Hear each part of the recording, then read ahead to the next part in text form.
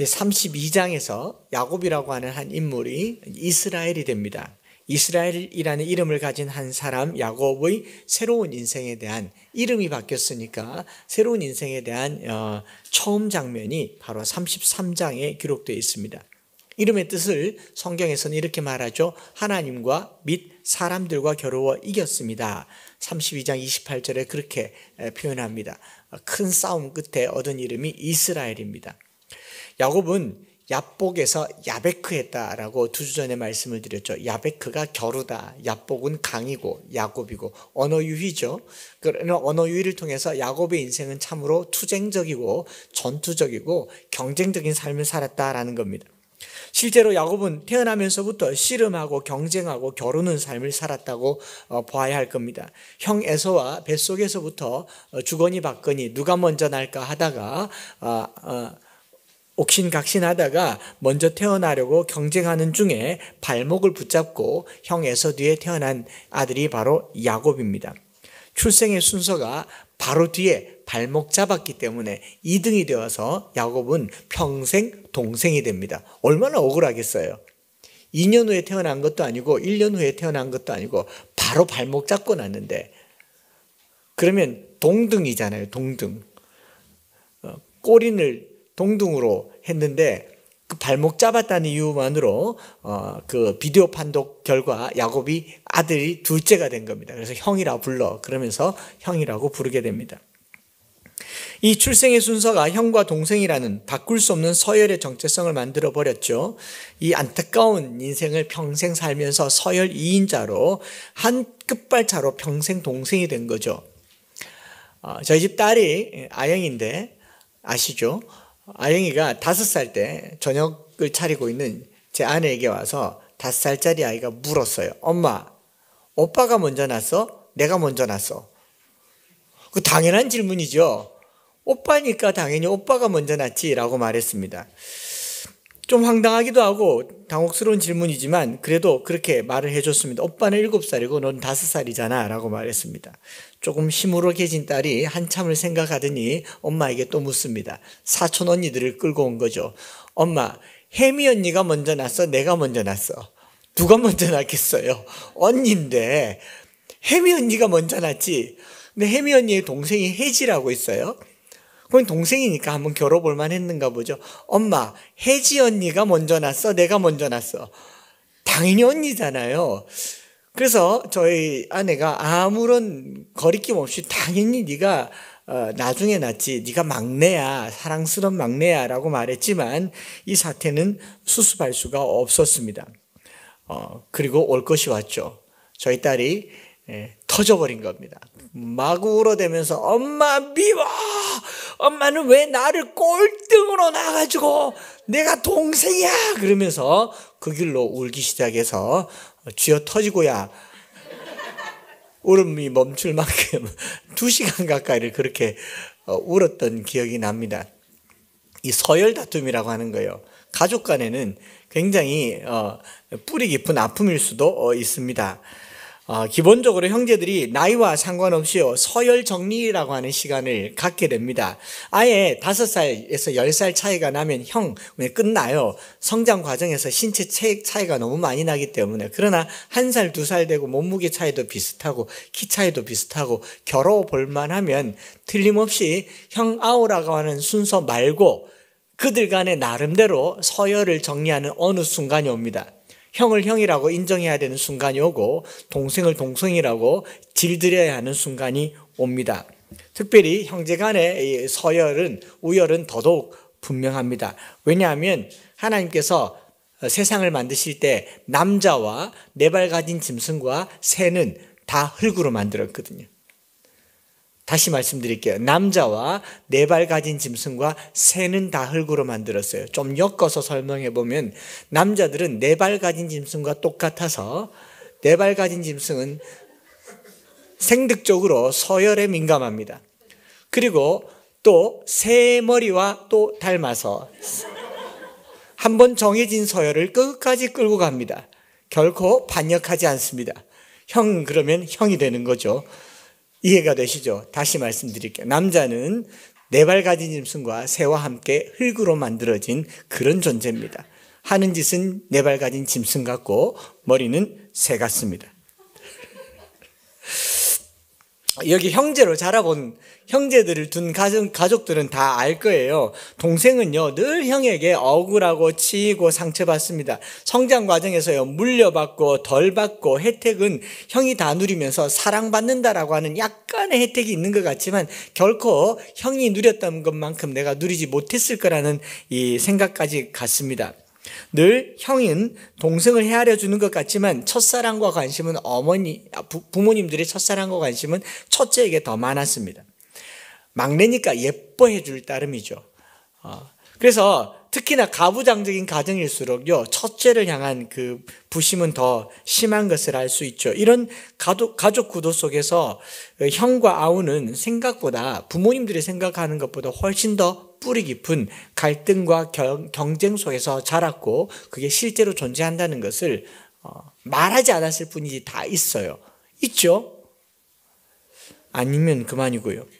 사춘기가 지나면 괜찮아질 거라고 생각하지만 사춘기 지나면요, 친구 관계가 훨씬 더 좋죠. 물어볼까요? 친구가 좋아, 형이 좋아? 뭐라고요? 친구 당연히 1초도 기다리지 않습니다. 여러분 1년 2년 만난 친구를 10수년 같이 지낸 형보다 더 좋아해야 할 이유가 뭐겠습니까? 형제는요, 가까울 수 없는 그런 사이인가 봅니다. 그러다가 결혼하게 되면요, 완전히 다른 가족으로 이별 혹은 결별도 가능하게 됩니다. 왜냐하면 아내라고 하는 새로운 삶의 관계가 형제 사이에 들어왔기 때문에 이거는 가족이지만 가족일 수 없는 거죠. 부모님들은 자녀들에게 이렇게 말합니다. 형제 간에 우애 있게 지내라. 우애 있게 우애 지냅니까? 알아들으셨습니까? 오늘 허민인 집사님 들으셔야 되는데, 우애가 없는데 우애를 만들어서 그냥 우애 지내라고, 우애 지내보라고 한 게 그게 우애입니다. 그죠? 그래서 속에는 상처가 늘 있어요. 그 상처가 늘 가지고 있는 거죠. 각자 살아라는 말이 맞는 말인지 몰라요. 서로에게 양보하지 말고 각자의 존재로 살도록 하는 게, 요즘 부모 교육할 때요, 형제 간에 갈등하지 않게 하는 방법 중에 각자로 대해야 되는데, 형은 형으로, 아우는 아우로, 형이 그랬기 때문에 아우도 그럴 거라는 이 기대를 가져서는 안 되는데, 부모님들이 이걸 못 해왔으니까 뭐 합니까? 각자로 인정하라. 어떻게 보면 이삭과 리브가는요, 에서와 야곱을 따로 키운 것이 그게 바른 자녀 교육 방법이었는지도 모르겠다라는 겁니다. 친구는 고작 1, 2년 학교에서 만났는데 평생을 같이 하고요, 수십 년을 같이 살았고 한 배에서 낳는데, 이 혈연 그리고 법적인 지위 외에는 형제간은 그닥 가까운 게 없습니다. 다만 부모님이 우애 있게 지내라, 사이좋게 지내라라고 만들어놓은 이 프레임, 틀 속에 갇혀 있기 때문에 그냥 그렇게 사는 거, 이게 형제간의 관계 아닌가, 그냥 설교 나온 김에 말씀드렸습니다. 애써 형제간에 가족이니까 밥 먹고 친하게 지내려고 하고 친한 척 하지 마시고 각자 잘 사시기 바랍니다. 바울처럼 이것은 진리는 아니고 내 생각이니 너희의 뜻대로 그렇게 하도록 하여라. 왜냐하면 결혼하면요, 부모로부터도 분리되지만 형제로부터도 분리가 돼요. 그래서 가장 가까운 가족은 부부와 부모 자녀가 아닌가 생각을 해보는 거죠. 아무튼 이런 갈등과 경쟁을 야곱은 나면서부터 했고요, 그 갈등 때문에 형제인 에서와 20년 동안 헤어져서 살았고, 그리고 지난 20년 동안 외삼촌 라반의 집에서 라반과 경쟁했고요, 심지어는 결혼해서 얻은 두 아내 라헬과 레아도 자신을 두고 지금도 경쟁하고 있고요, 평생을 경쟁하고 갈등하는 긴장 속에서 지내왔던 야곱, 심지어 이 32장에서는요 하나님과도 겨루고 있었고 그 겨rum의 결과로 얻은 이름이 이스라엘입니다. 좋은 이름 아니겠죠? 쉽게 예를 들면 이런 경쟁적인 삶에서 얻은 이름 이스라엘, 하나님과 사람들과 겨루어 이겼다라는 말, 결국 그냥 이스라엘, 히브리 말로는 이스라엘이니까 듣기 좋지만 한국식으로 바꿔볼게요. 제가 닭띠인데 기질이 좀 욱하면 싸움닭처럼 나올 수가 있겠죠. 부목사 시절에는 싸움닭이란 말도 곧잘 들었습니다. 그래서 근데 하나님께서 저 막 열심히 기도하는데 하나님께서 한 목사, 네가 보니 정말 싸움도 잘하고 평생을 싸우면서 살고 진짜 싸움 닭 같구나. 이후로는 이 이름을 싸움닭이라고 하여라. 두 개라고 하여라. 한 두 개. 그 이름을 받으면 할렐루야 그러고 받겠습니까? 지금 야곱이 받은 이스라엘이라고 하는 이름이 결코 야곱에게 명예로운 이름이거나 좋은 이름일 수가 없다는 거예요. 오랜 시간이 지났으니까 우린 이스라엘 좋게 해석해 줄 뿐이지, 당시 야곱이 받은 이름은요, 싸워서 얻은 이름, 싸움꾼, 싸움쟁이, 온통 싸우다가 하나님하고도 싸운 사람, 고집불통, 이런 이름이 이스라엘일 수도 있다라는 겁니다. 너무나도 자기 삶을 처절하게 드러낸 거죠. 아브람을 아브라함이라고 하는 거 좋아요. 열국의 아비. 사레를 사라라고 하는 거 좋아요. 열국의 어미. 그런데 왜 나는 야곱을 이스라엘이라고 했을까 생각을 하는 거 아닙니까? 이렇게 평생 삶에 대한 상처뿐인 그 삶이 이름 바뀜으로 더 좋아질 것이라고 기대할 뻔도 한데, 이름 자체는 큰 기대가 없는 이름입니다. 어쨌든 이 이름을 받고 나서 33장에 야곱은 이후로 더 이상의 경쟁과 갈등이 종식되는 에서와의 화해가 일어나는 것이죠. 이름 바뀌고 삶이 바뀌는 이 현상, 이름과는 전혀 다른 현상은 어떻게 이루어졌는지를 살펴보려고 하는 겁니다. 결국 하나님과의 마지막 싸움을 끝으로 더 이상 싸우지 않는다라는 의미가 바로 이스라엘이 되는 겁니다. 하나님과 겨루고 세상 앞에서 평화를 추구하는 삶이 바로 이스라엘이 되는 것이죠. 33장 끝부분으로 가서 보면 18절에 야곱이 밧담 아람에서부터 평안히 가나안 땅 세겜 성읍에 이르러 그 성읍 앞에 장막을 치고, 여기 평안이라는 말이 샬렘입니다.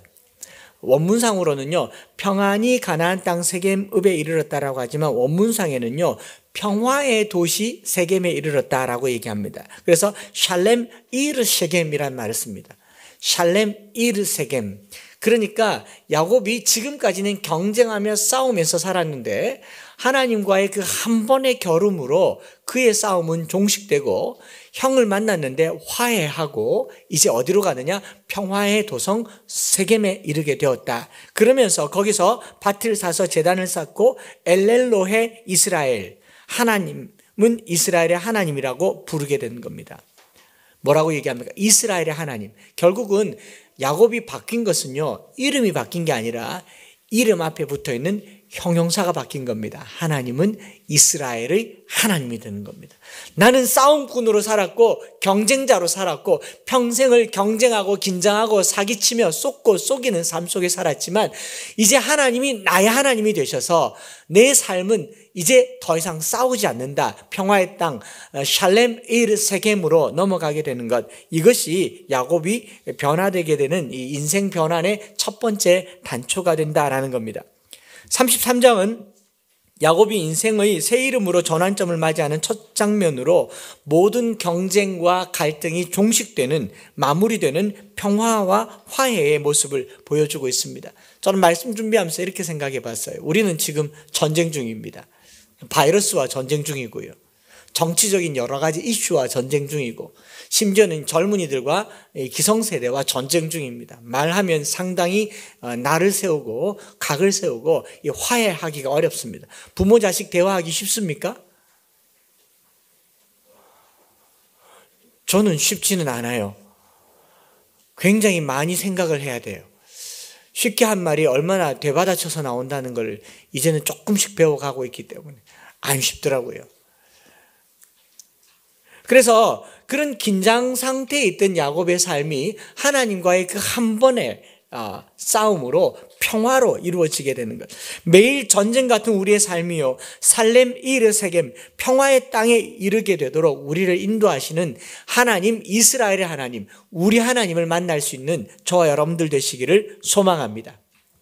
이제 그런 마음으로 평화를 향한 야곱의 걸음을 한번 살펴보려고 하는 겁니다. 본문으로 들어가서 야곱은요, 일생에서 가장 긴 밤을 창세기 32장에서 보내고 지칠 대로 지쳤습니다. 몸은 망가졌습니다. 이 허벅지 다리까지 쳐서 쩔뚝거리고 있습니다. 그리고 33장 1절에 야곱이 눈을 들어보매 에서가 장정 400명을 데리고 오고 있는 것을 보게 되는 거죠. 야곱이 눈을 들어서 보는데 에서가 400명의 장정을 거느리고 오고 있는데, 이 장면은 32장 1절 2절에 외삼촌 라반의 추격을 따돌리고 이제 가나안 땅으로 들어섰을 때 야곱이 본 장면은 뭐였습니까? 마하나임, 하나님의 군대를 봤어요. 이제 됐다라고 생각했는데 된 게 아니었죠. 32장이 굉장한 긴장과 두려움으로 휩싸였던 그가 봤던 마하나임의 하나님을 군대를 봤던 장면과 33장에 야곱이 봤던 형 400명의 군대를 봤던 것을 이렇게 병행해서 놓고 있어요. 똑같은 군대를 본 겁니다. 32장에서는 하나님의 군대를 봤고 33장에는 형 에서의 장정을 봤어요. 그리고 야곱은 이 32장에서 형이 오고 있다는 소식을 듣고 혼쭐이 났습니다. 곧이어 쫓아온 400명이나 되는 형 에서의 장정을 보고 혼비백산했을 것 같습니다. 그래서 머리를 쥐어짜면서 양떼와 소떼를 나누고 또 종들을 앞에 보내고 처들을 앞에 보내어서 여차하면 나는 도망가서 살아야겠다. 머리를 쓰고 잔머리를 굴려봅니다. 그런데도 불안감이 해소가 되지 않아서 야복강에서 야베크, 하나님과 마지막 단판 겨rum을 했죠. 지금까지 이렇게 살았습니다. 쫓기는 삶, 도망자의 삶, 속이고 속는 삶, 이 삶의 절정에 이르는 것이죠. 형은 쫓아오고 야곱은 이 밤에 야복강에서 하나님과 대면해야 되는, 인간의 방법이 아닌 하나님의 방법을 찾고 구하고 의지하게 되면서 야복강에서 야베크 하면서 소위 만신창이가 된 채로 쩔뚝거리던 야곱의 눈에 누가 들어옵니까? 1절에 형이 400명의 장정을 끌고 오는 겁니다. 이 눈을 들어 보니라고 하는 이 단어의 언어의 온도가 앞에 야곱의 시각의 온도랑 차이가 난다는 것을 알게 됩니다. 전체 문맥에서요. 지금 이 야곱의 눈빛은 새 사람이에요. 이스라엘이라고 하는 새 사람의 눈빛입니다. 하나님의 군대를 보면서 의기양양하며 이제 됐다라고 했던 안도의 눈빛이 아닙니다. 지난 20년을 외삼촌 라반의 집에 살면서 눈칫밥 먹으면서 그냥 살아남기 위해서 살았던 그런 눈치도 아닙니다.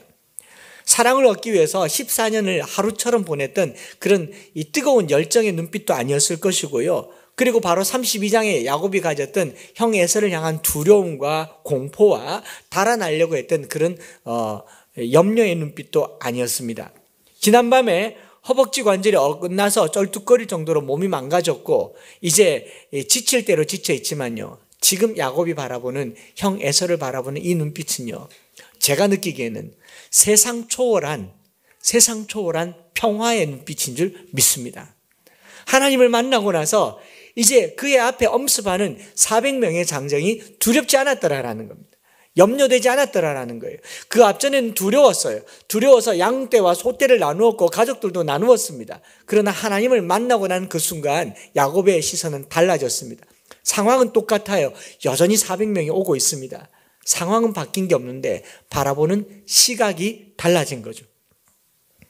야곱의 눈에 들어온 광경은요, 종에게 들었던 그 사실대로 400명의 장정을 거느리고 오고 있는 것이었습니다.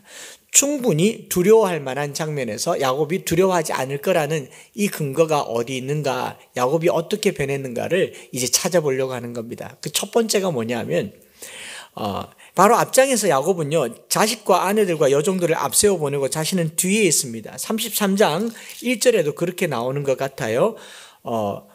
자식들을 나누어서 레아와 라헬과 두 여종에게 맡기고, 2절 여종들과 그 자식들은 앞에 두고 레아와 그의 자식들은 다음에 두고 라헬과 요셉은 뒤에 두고, 자, 우선순위대로 자기가 소중하게 여기는 순서대로 가까이 두고 저기 앞에 두고 이렇게 뒤에 두었지 않아요? 그런데 3절에 야곱의 태도가 바뀝니다.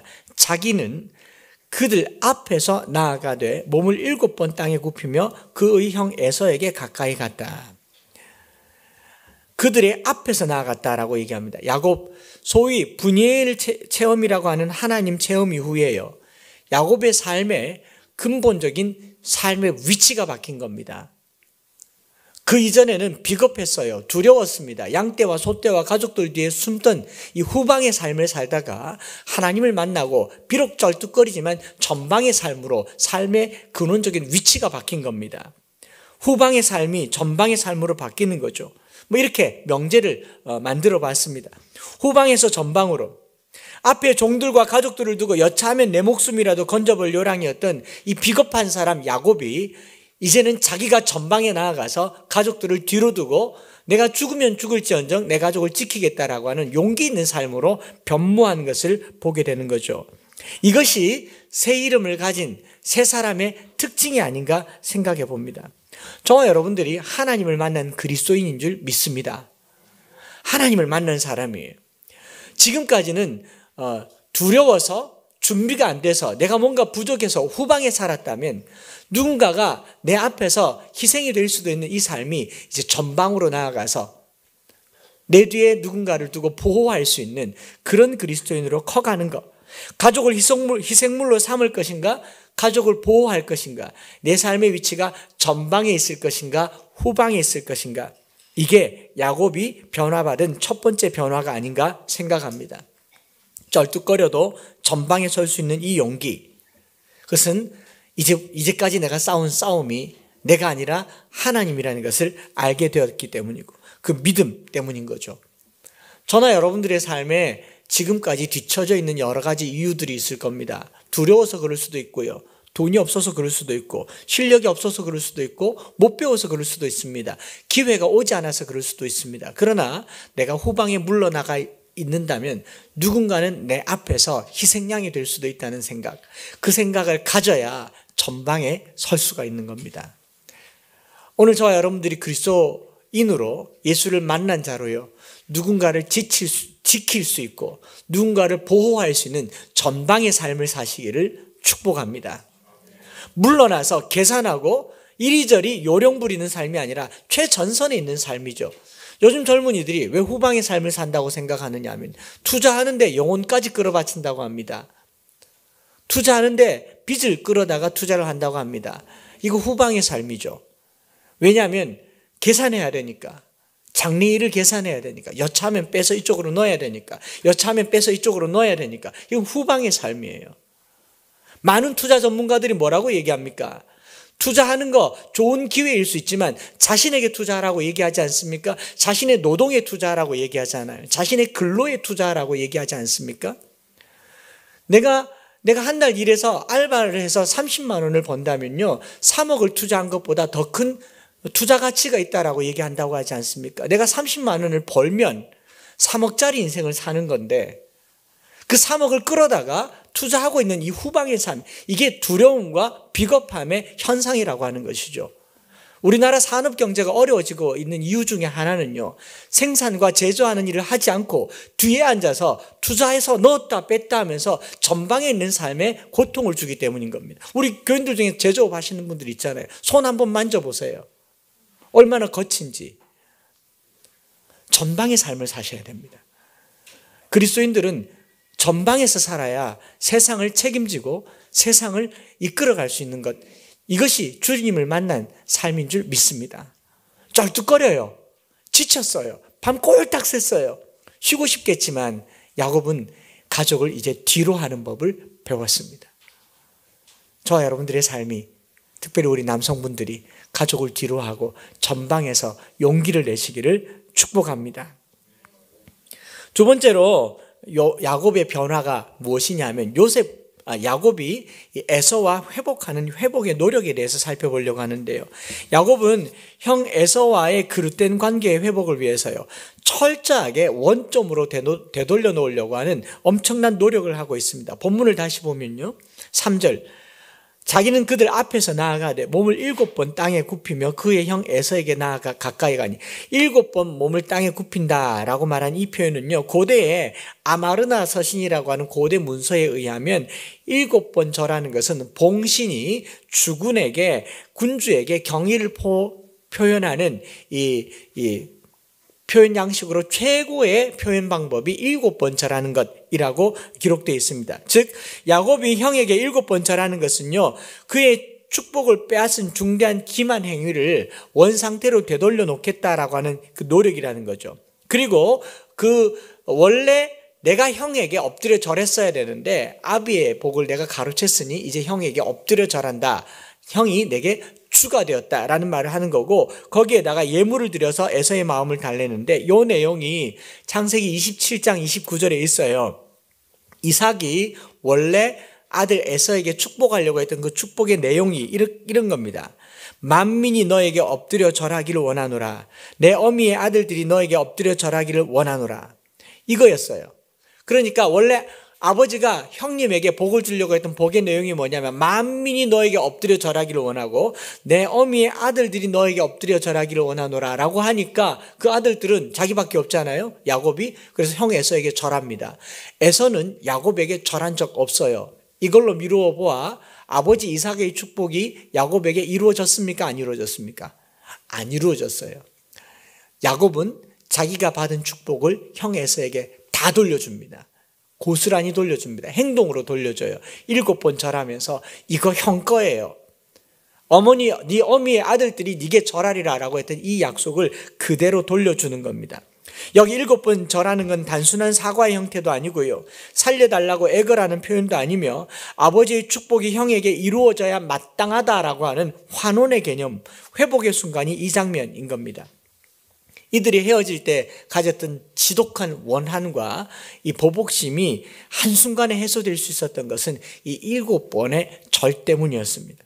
시간이 오래됐기 때문이 아니고요. 에서가 야 시간이 20년이나 지났는데 이 자쁘라 걔한테 그거 갖고 뭐 카노 나도 이제 먹고 산다 됐다고 막 이 자쁘라 이게 아니에요. 처음에 가졌던 것을 그대로 가져가서 형에게 돌려줍니다. 정확하게 잘못된 것을 돌려놓습니다. 여기 에서가 여기에서 반응하는 반응을 보면 더 놀랍습니다. 4절 에서가 동사가 많아요. 달려와서 그를 맞이하고 안고 목을 어긋맞추어 그와 입 맞추고 서로 우니라. 3번만 읽으면요 눈물이 팽 돌 겁니다. 여기에 신약 성경 누가복음 15장이 그대로 엎어져 있잖아요. 아직 거리가 먼데 아버지가 달려가서 맞이하고 안고 목을 어긋하고 입을 맞추고 울었다. 돌아온 탕자를 바라보는 아비의 마음이 에서 형에게 있는 겁니다. 이 회복의 장면은 성경에서 가장 아름다운 장면 중에 한 장면이라고 해도 과언이 아닐 것입니다. 완전한 회복과 감동적인 장면이죠. 어떻게 이런 일이 일어날 수 있을까? 탕자를 안으시는 아비의 마음을 에서에게서도 느낄 수 있는 겁니다. 여러분 야곱의 입장이 돼보세요. 쩔뚝거리면서 가는데 저기서 400명이 오 와요. 지금 위협감이 느껴지지 않겠습니까? 처음에는 가족들을 앞세웠다가 안 되겠다 싶어서 다 뒤로 보냅니다. 내가 앞서갈게 쩔뚝거리면서 가는데 형이 말에서 내려가지고 달려와요. 달려오는데 잘못하면 이제 죽을 것 같은데 그런데 어느 정도 가시권 거리 앞에 오는데 형의 모습에 형의 눈빛에서 놀라운 반응을 볼 수 있는 겁니다. 형이 이미 울고 있는 거죠. 왜냐하면 성경 말씀에 서로 울었다고 그랬잖아요. 야곱에게서 두려움을 찾아볼 수가 없어요. 야곱은 형을 보면서 형이 울고 있는 그 모습에 야곱도 울었던 겁니다. 마주보고 목을 어긋맞추고 형 아우 그러고 울었던 겁니다. 이 회복이 언제 일어나느냐? 형 내가 잘못했어. 아버지에게 뺏은 거 다 돌려줄게. 장자권도 돌려주고요. 축복권도 돌려주는 겁니다. 너무 감동적인 장면 아닙니까? 그리고 가족들이 와서 큰아버지 에서에게 절을 합니다. 6절과 7절에. 이쯤에서 창세기 27장 29절을 같이 찾아서 한번 읽어보십시다. 29절 시작.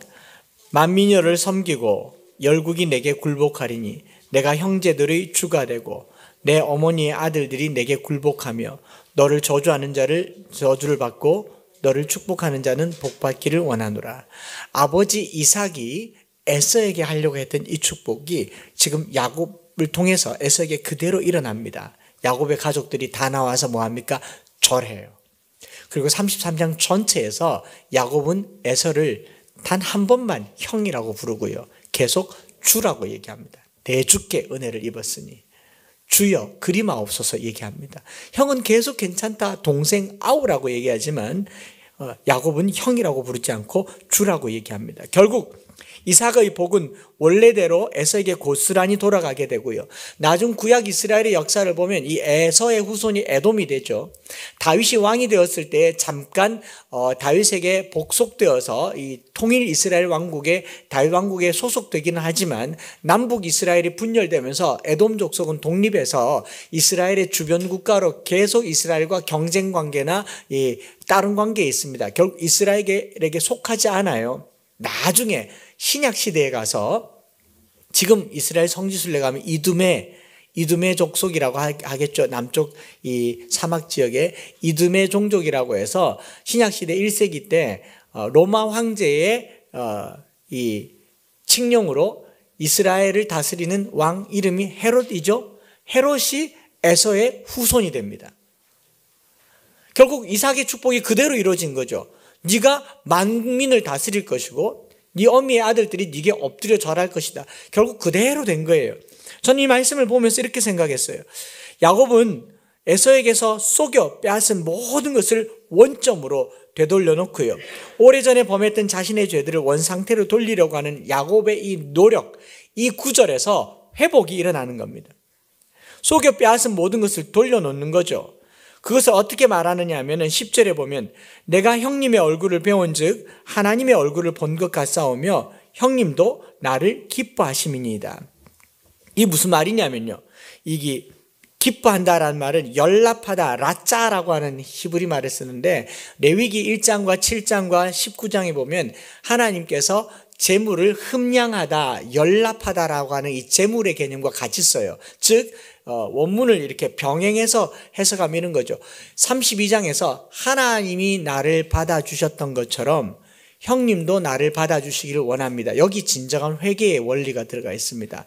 하나님이 나를 용서해 주셨으니 형님도 나를 용서해 주십시오 하면서 모든 것을 원점으로 돌려놓는 거예요. 오늘 우리 개신교 신앙에서 이 반쪽밖에 되지 않는 게 뭐냐면 이렇게 말하잖아요. 제일 크고 제일 된 계명이 무엇입니까? 하나님 사랑. 두 번째는 뭐라고요? 이웃 사랑이라고 얘기했죠. 회개를 하나님께 하면 누구에게도 해야 됩니까? 이웃에게도 해야 된다는 거죠. 야곱은 철저하게 피해자에게, 희생자에게 모든 것을 원점으로 돌려놓는 것을 하나님 앞에서, 당사자 앞에서 해내고 있다라는 겁니다. 이게 회복의 과정을 형 에서와도 반복하고 있고 하나님께 했던 그것들을 그대로 가지고 오는 거죠. 밀양이라는 영화를 잘 아실 겁니다. 잘 아시죠? 전도연 씨가 주인공을 맡았던 그 영화, 이 죄사함과 용서에 대해서 큰 반향을 일으키기까지 했고 신학에 거론될 만큼 큰 이슈였었죠. 뭐냐면은 주인공의 아들을 유괴해서 죽인 살인범이잖아요. 감옥에 갔고 그 전도연 씨는 그 아픔을 이겨내기 위해서 신앙생활을 하고 하나님을 만나게 된 거죠. 그래서 이 죄수를 용서하려고 감옥에 갔는데 이 죄수도 감옥에서 하나님을 만났대요. 그러고 말합니다. 내 죄를 하나님 앞에 용서 안 받았다고.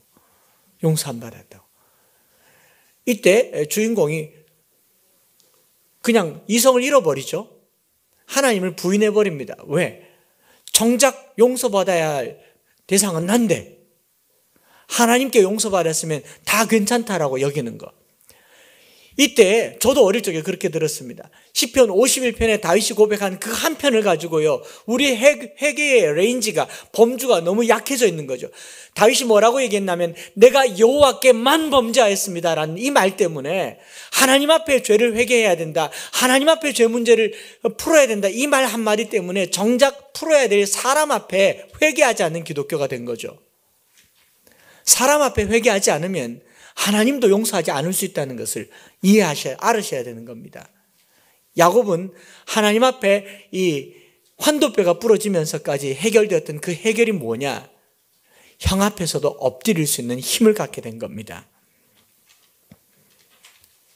야곱은 형에게서 진심 어린 회개를 하고 있는 거죠. 그 회개의 양식으로 모든 복을 되돌려 놓고 있습니다. 복 때문에 형을 속였고요. 복 때문에 장자권을 가졌고요. 복 때문에 살았어요. 야곱의 인생은 오로지 복이었어요. 그런데 이제 이 복을 멀리하는 법을 알게 되는 겁니다. 그리고 이 복을 형에게 다 돌려주는 거죠. 되돌려 놔야 됩니다.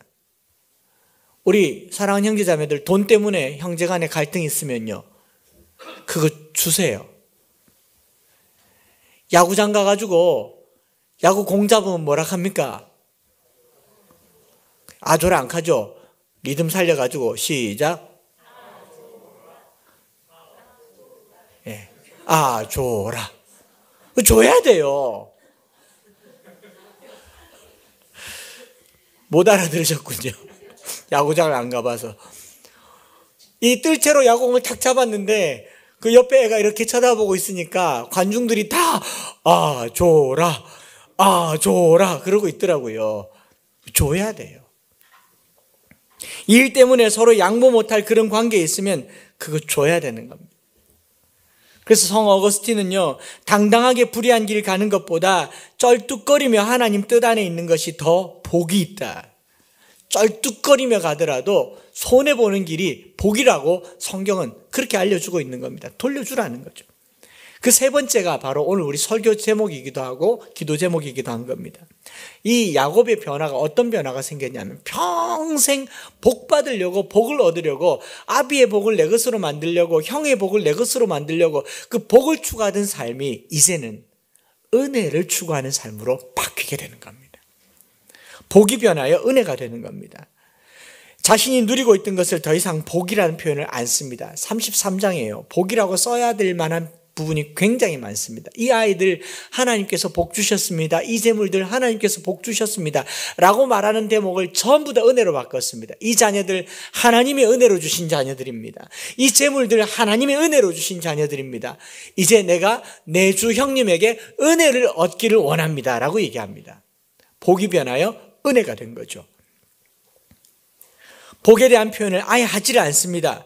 복이 뭐고 은혜가 뭔가라고 생각해 보면 이해가 좀 될 것 같아요. 복 중심의 사고와 은혜 중심의 사고는 조금 개념이 달라요. 결과적으로 비슷할 수 있겠지만 저는 다르다고 봅니다. 복은요, 내가 원하는 것, 내가 바라는 것, 내가 갖고 싶은 것, 그 넘치게 주는 것을 복이라고 합니다. 은혜는요, 때로는 내가 원하지 않은 것일 수 있어요. 내 뜻과 전혀 상관없이, 내 계획과 전혀 상관없이 하나님이 주시고자 하시는 그게 은혜입니다.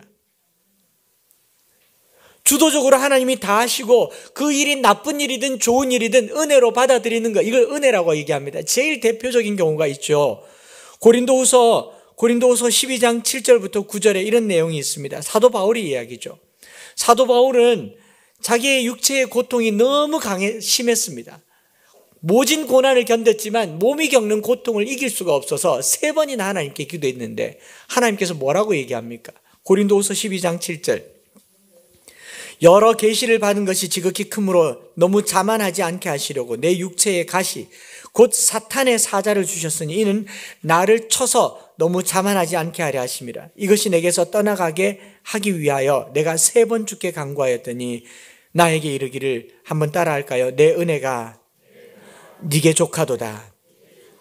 이는 내 능력이 약한 데서 온전하여짐이라 하신지라. 그러므로 도리어 크게 기뻐함은 나의 여러 연약한 것들에 대하여 자랑하리니 이는 그리스도의 능력이 내게 머물려 하려 함이라. 복이 변하여 은혜가 된다고 하는 것은요, 비록 가난하지만 가난도 은혜로 여길 줄 아는 것. 복을 추구하는 사람은요, 가난을 복으로 여길 수가 없습니다. 마태복음에 가난을 복이라고, 심령이 가난한 자는 복이 있다고 했지만 우리는 결코 그렇게 복이라고 여기지 않아요. 나는 왜 이렇게 인생이 지지리도 복이 없노라고 말하죠. 복을 은혜로 바꿉시다. 내게 주어진 삶을 은혜로 바꾸는 것, 이게 야곱이 경험한 놀라운 경험이 아닌가 생각을 해보는 겁니다. 그래서 복은 남주고요, 은혜는 내가 가집시다. 괜찮은 말인데요?